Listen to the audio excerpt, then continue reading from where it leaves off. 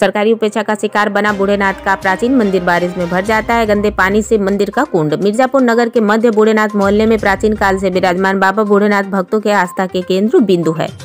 मान्यता है कि बाबा विश्वनाथ रात्रि विश्राम इसी मंदिर में करते हैं, फिर भी मंदिर सरकारी उपेक्षा का शिकार बना है। जिस मंदिर के भक्तगण आस्था के साथ बाबा भोलेनाथ का गंगा जल और दूध से अभिषेक करते हैं, सन 2018 से जरा सी भी बारिश होने पर प्रभु कुंड में मलमूत्र युक्त नाली गंदा पानी भरकर बाबा की पिंडी डुबो देता है। यह जन प्रतिनिधियों, उदासीनता, सरकारी उपेक्षा और नगर पालिका परिषद के घोर लापरवाही का परिणाम है, जिसकी जितनी निंदा की जाए उतनी ही कम है। लोगों की आस्था के साथ खिलवाड़ किया जाना समाज और कानून की दृष्टि से अपराध है। विकास के नाम पर तमाम योजनाओं के बावजूद इस समस्या का समाधान न किया जाना जिम्मेदार लोगों के नकारेपन को दर्शाता है। वर्षों से बाबा के मंदिर में चढ़ाने वाले जल को गंगा नदी में मिलाने की मांग की जा रही, उस पर भी ध्यान नहीं दिया गया।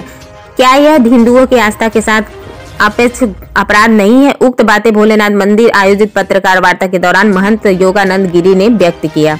महंत डॉक्टर गिरी ने कहा, देवों के देव महादेव किसी राजनीतिक दल के आराध्य नहीं है। भारतीय नागरिकों, संस्कार, संस्कृति एवं आस्था के बीच देवों के देव महादेव हैं। उन महादेव के उपेक्षा के कारण बाबा कुंड के वर्षा के कारण नालियां चौक हो जाती है। तब नाले का मलमूत्र युक्त गंदा पानी मंदिर में घुसकर बाबा के कुंड को भिगो देता है।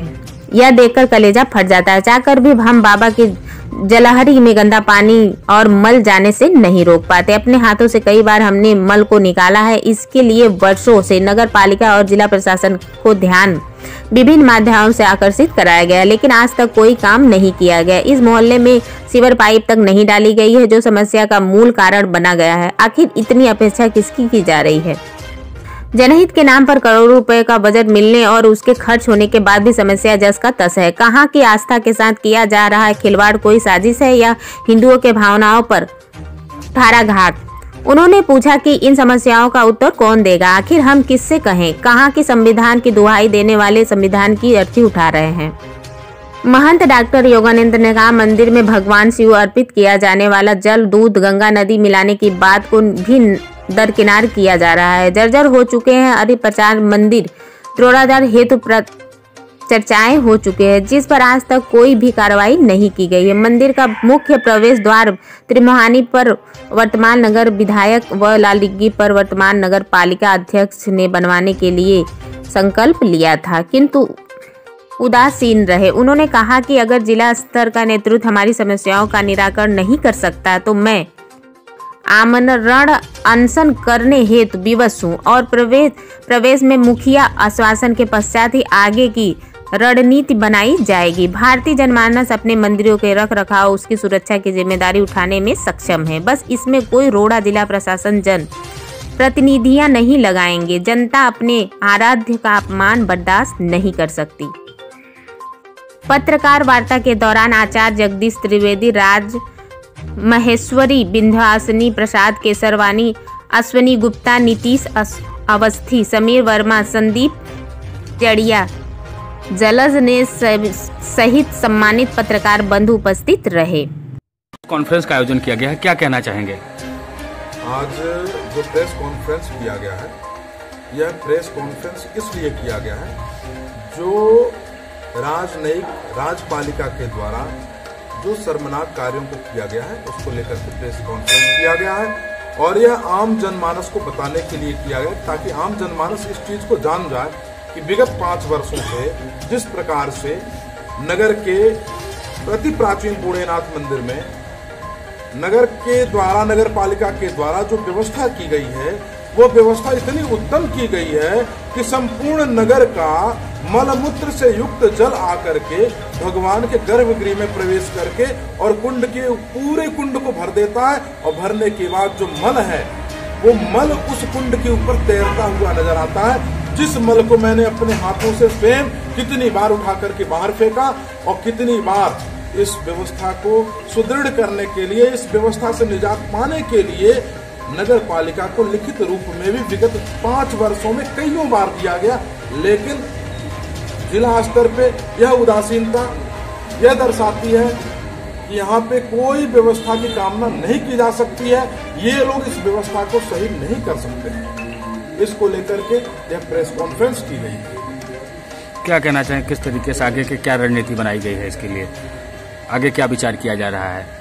आज पिछले 7 सालों से मैं आप लोगों को एक दिशा निर्देश दे दूं, एक पूर्व ले चलूं मैं आप लोगों को 2017 से पहले, जब 2015 का वर्ष था, नगर पालिका में वर्तमान चेयरमैन राजकुमारी खत्री जी थी। प्रदेश में शासन सपा का था, लेकिन राजकुमारी खत्री जी ने उस समय आह्वान किया, मंदिर में आकर के उद्घोषणा किया कि बाबा बूढ़ेनाथ का गर्भगृह का जल पाइपलाइन के द्वारा गंगा जी तक पहुंचा दिया जाएगा, जिसका कारण यह था कि कुंड में 500 लीटर 700 लीटर दूध से कुंड भरा जाता है। प्रतिदिन दूध, दही, घी, शहद, शक्कर इत्यादि से भगवान का पूजन अर्चन होता है, तो वह जल जो है गंगा जी में चला जाए और गंगा को प्रदूषण होने से भी रोका जाए, गंगा प्रदूषित ना हो, और वह सारा जल नालियों में जाता था, इसलिए उसको रोका गया।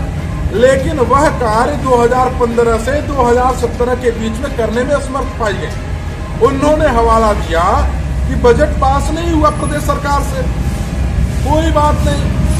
2017 में उत्तर प्रदेश में जो भारतीय जनता पार्टी की सरकार बनी, तो उस सरकार बनने में रत्नाकर मिश्रा जी 2017 पालकी यात्रा में आकर के और सम्मिलित हुए, और सम्मिलित होने के बाद उस पालकी यात्रा ने 2017 गुरहट्टी चौराहे पे 80% उनकी जीत सुनिश्चित कर दी थी। लेकिन उसके बाद सर्वप्रथम 14 साल से बंद पड़े चैती महोत्सव का जब आगाज किया बूढ़ेनाथ मंदिर के कार्यकर्ताओं ने पक्के घाट पे, जिसमें रत्नाकर मिश्रा, रमाशंकर पटेल जी को बुलाया गया, और बुलाने के बाद उनका अभिवादन किया गया, और उन लोगों के सामने भी यह बात रखी गई कि गंगा जी जल आना चाहिए गर्भगृह का, लेकिन वह जल तो जाने से रहा। सरकार बनी, पुनः नगर पालिका का चुनाव हुआ, चेयरमैन बने, बनने के बाद राजकुमारी खत्री जी के साथ में मनोज जायसवाल जी मंदिर परिसर में आए। मंदिर परिसर में आकर के उन्होंने स्पष्ट रूप से कहा कि राजकुमारी जी के द्वारा उद्घोषित कार्य को मैं संपन्न करूंगा, मैं यह प्रण लेता हूं।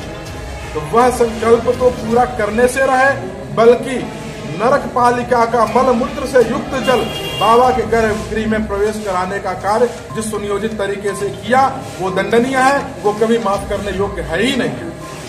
फिर उसके बाद मनोज जायसवाल जी के द्वारा मंदिर में आने के बाद भगवान का पूजन अर्चन किया, उनको लिखित रूप में गौरव उमर जी के हाथों लिखित रूप में मंदिर जीर्णोद्धार की व्यवस्था की बात उनके यहाँ तक पहुंचाई गई।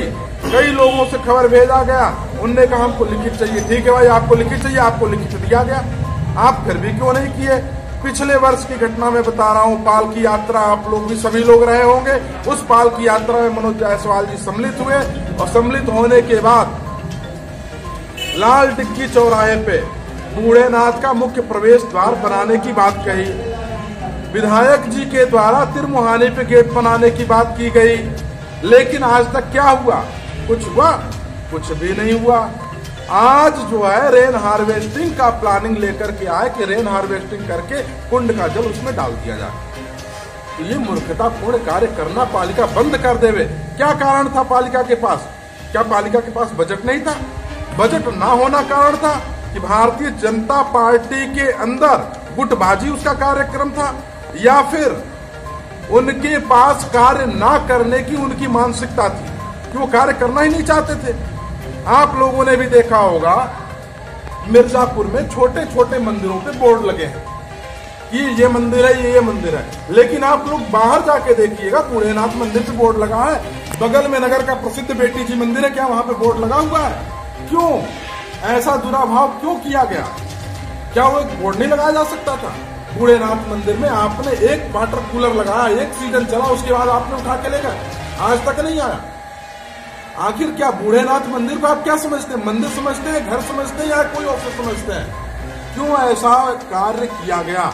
यह नगर पालिका अध्यक्ष को जवाब देना पड़ेगा, नगर विधायक को जवाब देना पड़ेगा, और यह जनता पूछती है। अगर नितांत इसका जो है निवारण नहीं हुआ तो हम आमरण अनशन करने के लिए बाध्य होंगे।